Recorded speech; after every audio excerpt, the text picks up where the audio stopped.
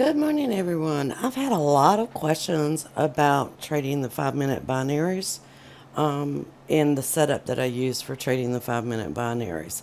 So I opted to do a video, and in this video, I'm going to go through the procedure that I use to trade the 5 minute binaries.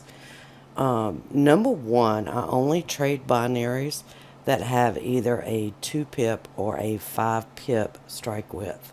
So when they increase the strike width, then that's when I kind of stop trading them. And that's just me personally. I prefer to trade the smaller ones because I'm trading out of the money binaries. Number two, generally I'm not risking more than $30 to $35. If there's volatility, I can actually set entry price. For example, if I'm going long, I could set a $25 entry price and probably get it because of the volatility. On the downside, if I was going short, I could set 75 or 80 price and actually get filled because of the volatility. They move around a lot. Now, sometimes I don't get filled at all because I'm not willing to pay the price that they want on the binary. So you have to take that into consideration as well.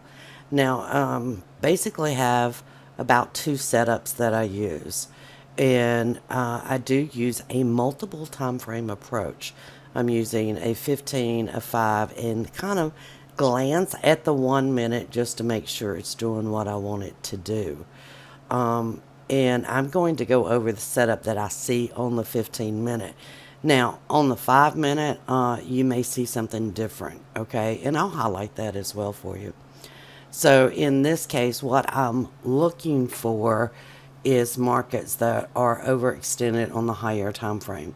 For example, here you have overextended on the stochastics, the ADX, and the RSI. Now, all of these indicators are by TradersHelpDesk. So if you're just using the free version of these tools, you might not see the same thing. So that's just on you. You'll have to compare and see what yours show you versus what mine are saying, okay? So in this case, on the 15 minute, we have markets that are overextended on three different indicators. The stochastics, the ADX, and the RSI. So in addition to that, I want a bearish bar to be forming, okay? Now that's important that you understand it's forming. That means it probably hasn't ended yet, but when I see it forming under these conditions, I'm already looking for an entry. Now in this case, you can also see that on the 5 minute, we have identical conditions. We are overextended on the stochastics, the ADX, and the RSI. So, and we have a bearish bar developing. I'm probably in at the open of the next 5 minute bar. Or if I see this as the bar is building and there's 2 or 3 minutes left, I could be in the market then. Okay. And this will occur on any of the currencies. These are the currencies that I actually trade this on. So you could go over to the euro yen and potentially find the same conditions. Now again, I like it to be on all three indicators. So if I'm just scrolling back on this, you can see here we pretty much had those conditions met. Okay. So again, this is one that, hey, I would probably have been interested in doing. Unfortunately, the market wasn't open. So you would have had to wait to about 6:30 to actually have entered that 5 minute binary.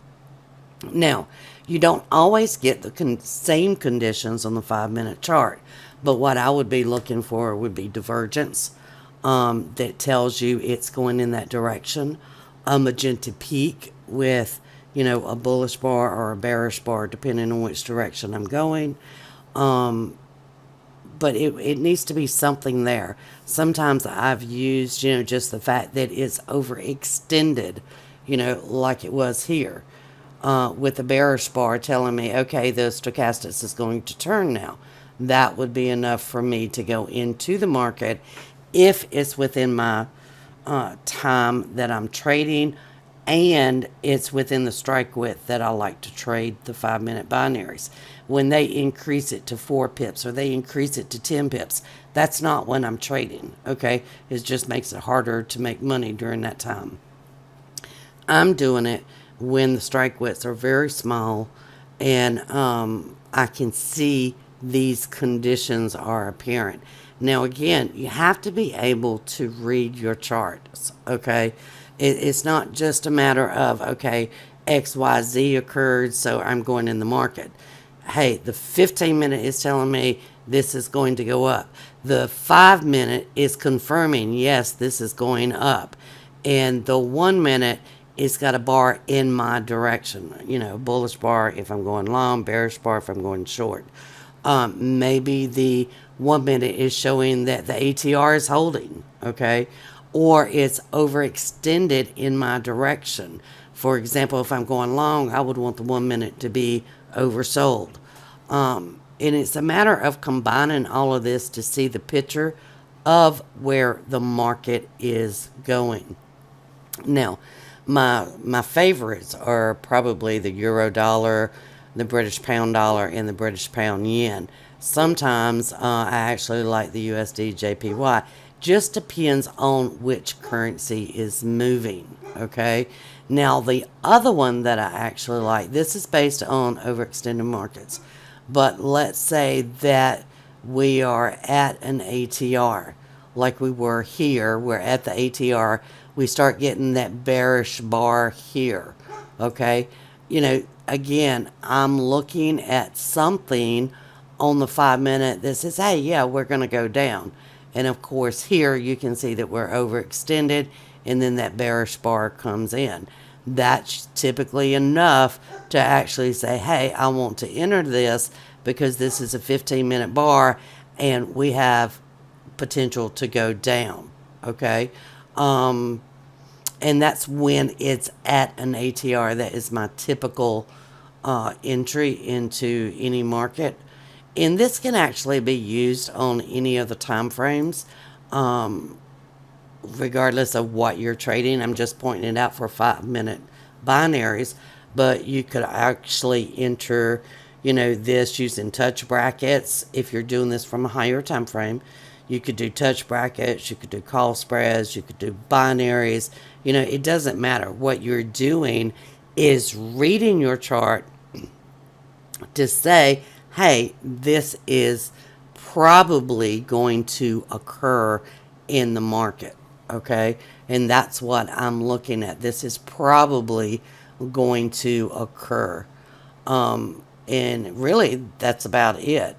You do have to be reading your time frames. If you're not reading your time frames, you're probably not going to get this.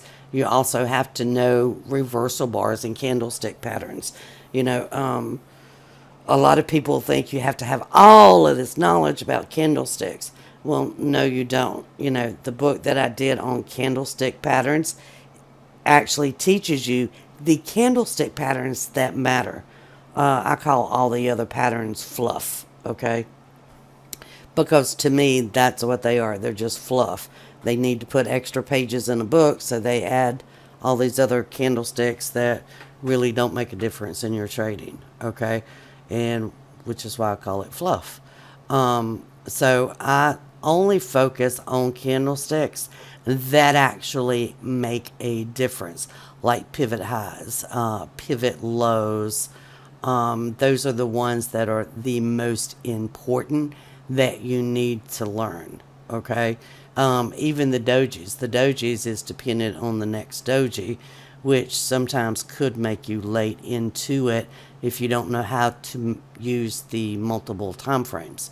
So again, this is just a setup that I noticed happened a lot, and it's always because of the, I guess, the confluence of all the different indicators saying, hey, this is about to happen. If I go over to the USD JPY, you can see over here, you were actually overextended on the stochastics and on the RSI. Notice that the ADX is not showing the same conditions. So this is one that I would not have wanted to trade. You want those conditions on each of the indicators. Additionally, if you're a new trader, this is not something I would suggest that you start out with. There's a lot of nuances that you may not be aware of yet as a new trader. So, I wouldn't suggest that you start with this if you're brand new to trading. Start with something simpler. Build your skill level up. I've got over 15 years of trading experience. So for me, this is pretty simplistic. I know my patterns. I know what to watch for, but that's something that you're going to have to spend time to develop. So I hope you enjoyed this video. Have a wonderful day. And don't forget, tonight at 7 p.m., we have the Forex breakdown. So I'll see you there.